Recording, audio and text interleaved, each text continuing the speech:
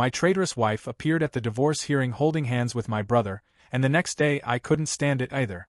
Logan and Rachel had always seemed like the perfect couple, a textbook example of young love that had matured into a stable and fulfilling marriage. They had met in college, their relationship blossoming through late-night study sessions and weekend road trip. By the time they reached their late 20s, marriage felt like a natural step, and their lives together seemed to be unfolding exactly as they had planned. They had been married for 3 years, living comfortably in a well-kept suburban neighborhood. Their home, a cozy 2-story house with a neatly maintained lawn, was a place of warmth and routine. 2 rescue dogs, Cooper and Daisy, filled the house with energy and companionship, their playful antics providing comfort after long workdays. Logan, a 32-year-old software developer, had built a stable career in a reputable tech company. His days were spent solving complex coding problems, attending meetings, and occasionally working late into the night to meet deadlines. He enjoyed his job, finding satisfaction in the structure and logic of his work. Rachel, 31, worked in marketing, a field that suited her creative and social nature.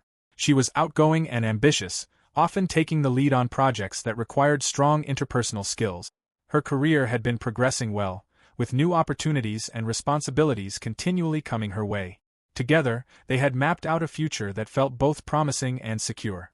They had started a savings fund, planning to move into a larger home that could one day accommodate children. Conversations about having kids had become more frequent, with both agreeing that they wanted to start a family in the near future. But then, Rachel started acting differently. At first, the changes were subtle, small shifts in behavior that Logan couldn't quite put his finger on. She seemed preoccupied, her mind often elsewhere even when they were spending time together. She began checking her phone more frequently, sometimes smiling at messages that she never shared with him. When he asked about it, she would brush it off with a vague explanation about work or friends. Her routine also changed. She started staying late at the office more often than usual, citing demanding projects and urgent deadlines. While she had always been dedicated to her job, this newfound commitment seemed excessive. Some nights, she came home exhausted, barely engaging in conversation before retreating to bed early. Other times, she was unusually energetic, her mood shifting unpredictably from one extreme to the other.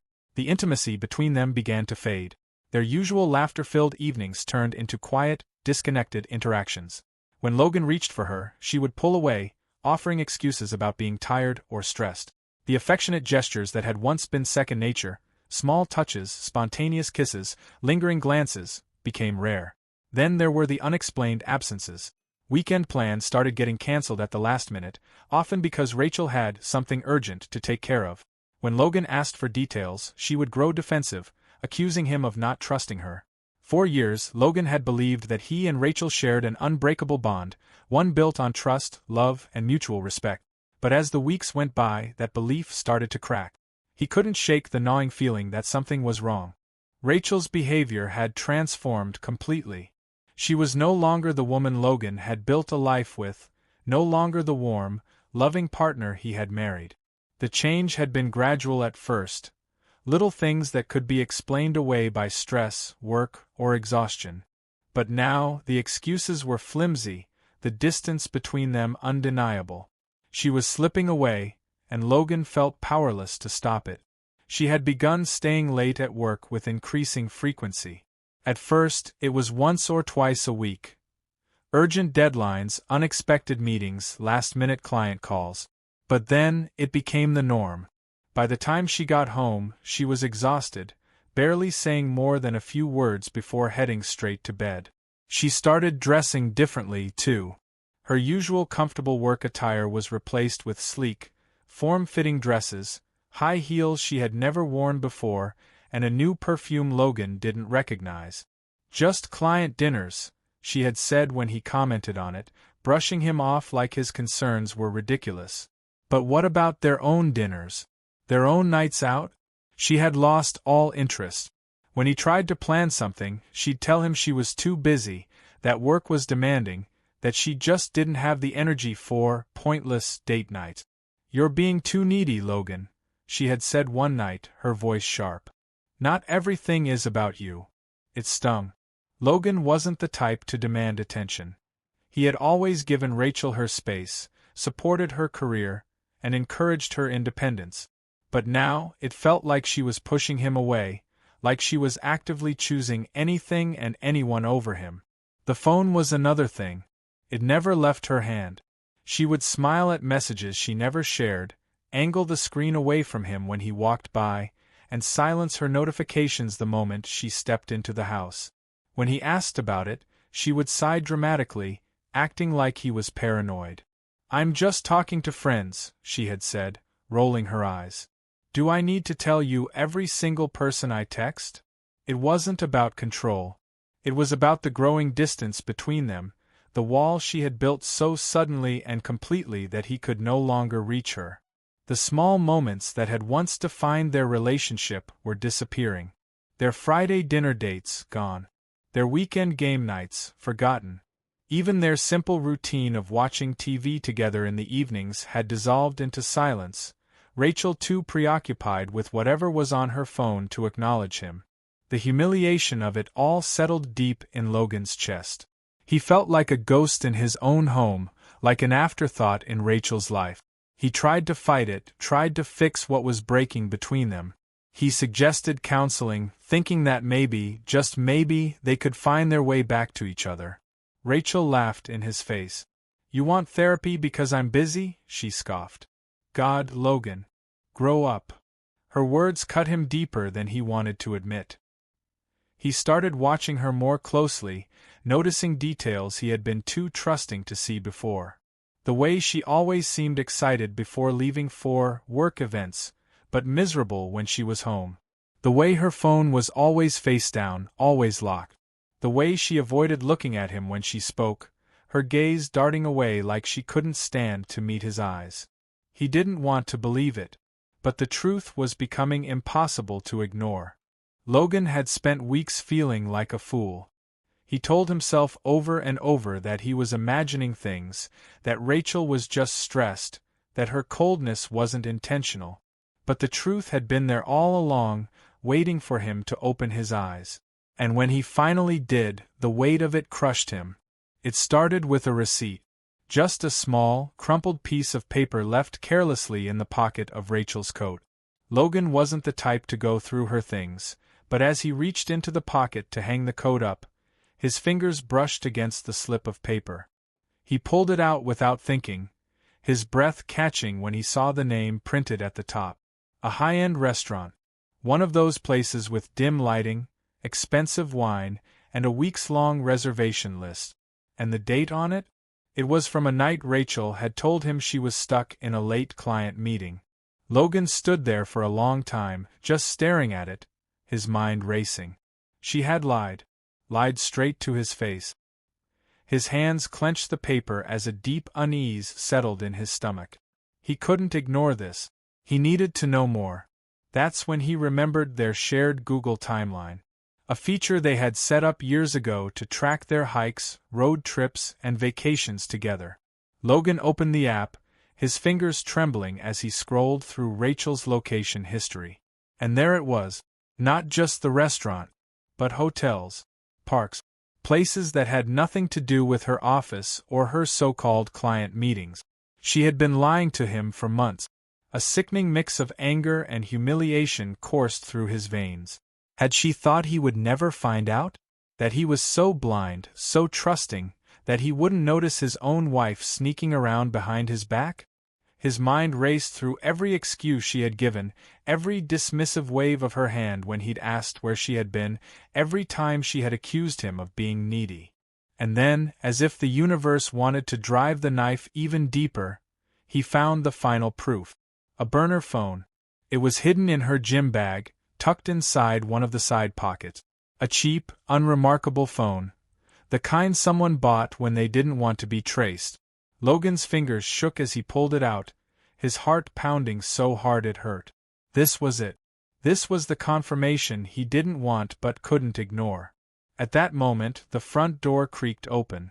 Rachel was home. She walked into the room, her coat draped over her arm, her expression neutral, until she saw what he was holding. Her entire body went rigid. For the first time in months, Logan saw real fear in her eyes. "What the hell is that?" she snapped, her voice sharp, defensive. Logan held up the phone. "You tell me." Rachel's face twisted with something unreadable: panic, anger, desperation. In a blur of movement, she lunged at him, grabbing the phone out of his hands before he could react. "Are you seriously spying on me?" she hissed, clutching the phone like her life depended on it. Logan stared at her in disbelief. "Spying on you? Rachel, I found this in your bag. What the hell is going on?" Her eyes darted around the room, her mind scrambling for an explanation. And then, in a voice dripping with indignation, she said it. "You don't trust me." Logan let out a short, humorless laugh, the sound bitter and raw. "I don't trust you," he repeated, his voice rising. "You've been lying to me for months, sneaking around, hiding phones." "You're being paranoid," Rachel interrupted, her grip tightening around the burner phone. "You're making something out of nothing." God, Logan, do you even hear yourself? Gaslighting. It was classic, textbook manipulation, and Logan felt sick just listening to it. His jaw clenched as he took a step closer, his voice deadly quiet. "Tell me the truth, Rachel." But she didn't. She just stood there, breathing heavily, her hands shaking as she clutched the phone. And in that moment, Logan knew. She would never tell him the truth. Because she didn't think he deserved it. Because she had already made up her mind that he was the fool in this story. And maybe he had been. But not anymore. Logan sat in the courtroom, his jaw clenched so tightly it ached. He had spent months preparing for this moment, gathering every piece of evidence, every bank statement, every record that would expose Rachel and Ethan for what they were: liars, cheaters, traitors. But nothing could have prepared him for the sight of them walking in together, hand in hand. Rachel, dressed in an elegant black dress, as if she were attending a gala instead of facing the consequences of her own deceit. Ethan, standing beside her with the smugness of a man who thought he had already won. They looked confident, as if they had convinced themselves that what they had done was justified. Logan gripped the edge of the table. His lawyer, Thomas Grayson, placed a reassuring hand on his arm. "Let them play their game," he murmured. "We'll end it soon enough." Rachel and Ethan took their seats across the courtroom, their lawyer, a greasy-looking man named Charles Larkin, clearing his throat before standing. "Your Honor," Larkin began, his voice smooth and practiced, "we understand that emotions are high in this case, but we must acknowledge that my clients, Rachel and Ethan, are in love. This is not some reckless affair or malicious betrayal. It is simply two people who found each other unexpectedly, and they should not be punished for following their hearts." Logan's stomach twisted at the sheer audacity of it. Rachel's chin lifted slightly, her lips curling into a small smile as if she truly believed her own lies. Ethan, sitting beside her, nodded along like some devoted fool, his fingers tightening around hers. They were trying to rewrite history, trying to paint themselves as the victims in this mess. But Logan wasn't here for their performance. His lawyer stood, adjusting his tie before speaking. "Your Honor, my client has been nothing but patient and dignified throughout this process. However, we cannot ignore the facts. This is not a case of true love. This is a case of deliberate betrayal, deceit, and financial manipulation. Ms. Parker and Mr. Hayes did not simply fall in love. They carried out a months-long affair behind my client's back, lying to him, using his resources, and actively scheming to secure financial gain." Logan could see Rachel stiffen slightly at that. Grayson continued, stepping toward the judge. "Let's talk about the money. We have bank statements showing that Ms. Parker used marital funds to pay for extravagant dinners, hotel stays, and gifts, all while pretending she was at work events. We have credit card transactions proving that Mr. Hayes, despite claiming to have no involvement in financial fraud, accepted these gifts and participated in these activities willingly." He turned toward Logan's cheating wife and brother. "And we have undeniable evidence that Ms. Parker and Mr. Hayes checked into multiple hotels together, some as recently as the week before their affair was exposed. Yet they expect this court to believe that their actions were innocent? That this was somehow unavoidable?" The courtroom was silent. Rachel's face had lost its confident glow. Ethan, previously so smug, had shifted uncomfortably in his chair. Their lawyer, Larkin, was already flipping through papers, clearly trying to find a way to counter this. But there was no way to counter the truth. Grayson walked back to his table, picking up a thick folder. "And finally, Your Honor, let's discuss the prenuptial agreement." Rachel visibly flinched. Grayson didn't hesitate. "Ms. Parker signed a legally binding agreement before her marriage to my client. That document states that in the event of infidelity, she forfeits all financial claims, including spousal support.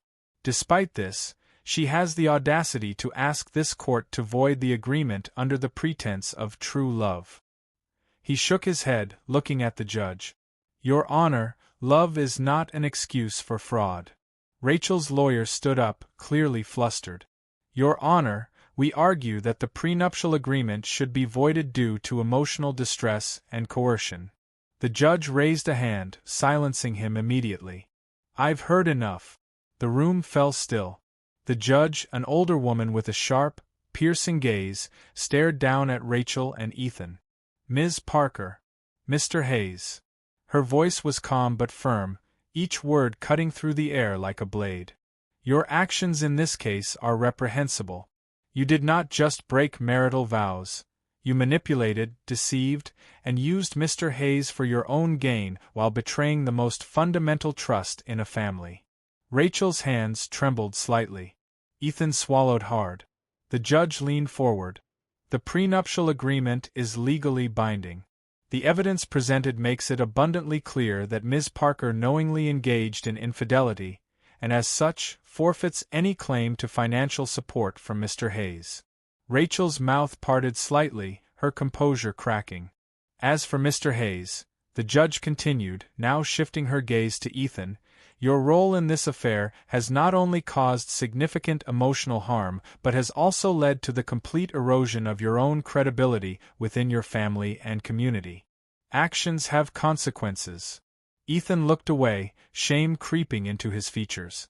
The judge's voice was final.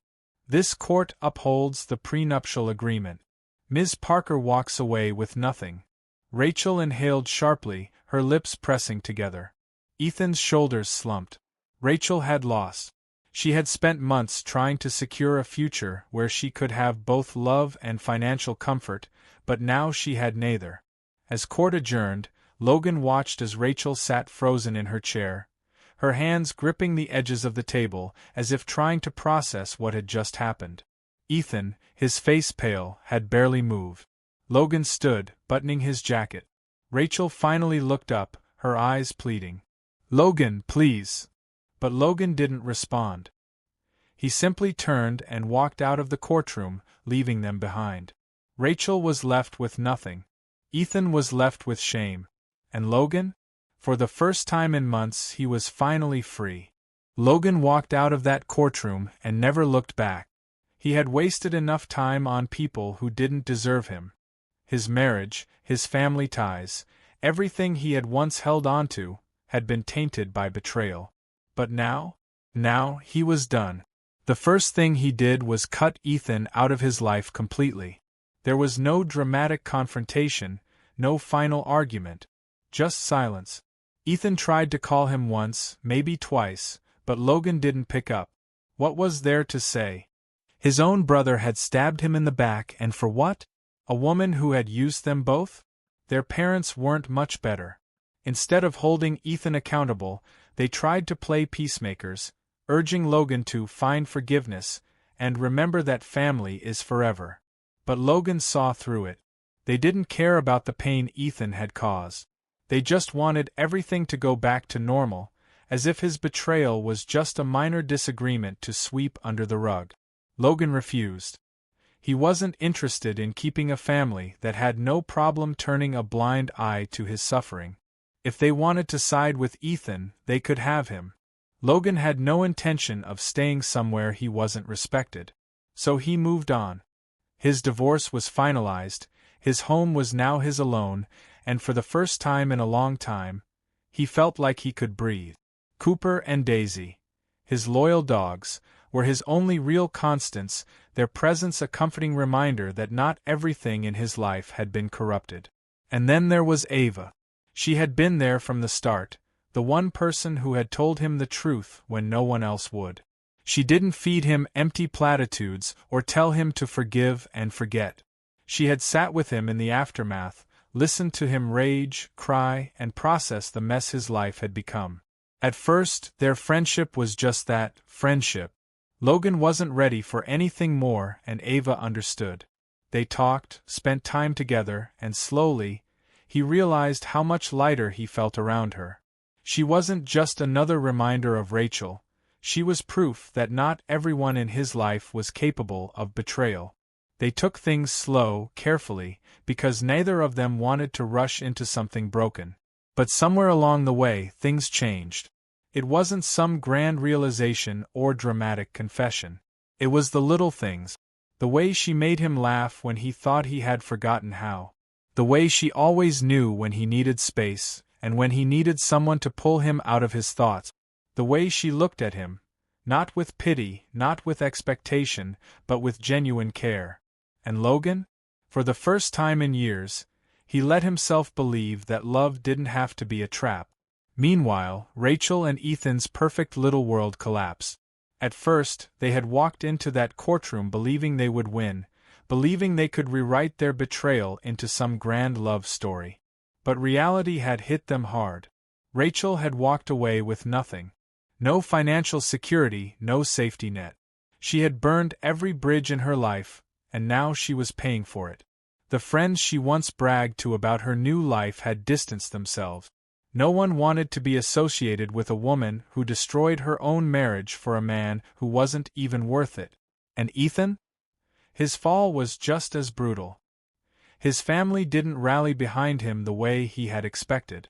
In fact, most of them wanted nothing to do with him. Their parents might have tried to keep the peace, but everyone else? They saw him for what he was. A man who had betrayed his own brother for nothing. Rachel and Ethan's relationship didn't last. It couldn't. The thrill of sneaking around had disappeared, and all that was left was the ugly truth. Rachel had lost the comfort of Logan's stability, and Ethan had lost the respect of everyone who had once looked up to him. It didn't take long for them to turn on each other. Logan heard through the grapevine that they had broken up. Rachel was struggling financially, forced to downsize her life in ways she had never expected. And Ethan? He had no real support left. He was just as alone as she was. Logan didn't care. Their suffering wasn't his burden. His focus was on his own life. A few months later, he got a promotion. A major one. His work had always been his escape, and now it was paying off. With his new salary, he moved into a new apartment, a fresh start, one that had nothing to do with his past. And Ava was there every step of the way. By the time he finally admitted to himself that he loved her, it didn't feel rushed or complicated. It felt right. Their relationship wasn't built on lies or secret. It wasn't something stolen or tainted by betrayal. It was honest, built from the ruins of everything Logan had lost, but standing strong on its own. And that was the best revenge. Not anger. Not resentment. Just peace. Logan had won, not by fighting, not by sinking to their level, but by living a better life. A happy life. A life where he woke up every morning without wondering if he was being lied to. A life where the only things waiting for him at home were Cooper, Daisy, and the woman who had proven that love didn't have to come with conditions. Rachel and Ethan had destroyed themselves. And Logan? He was finally free.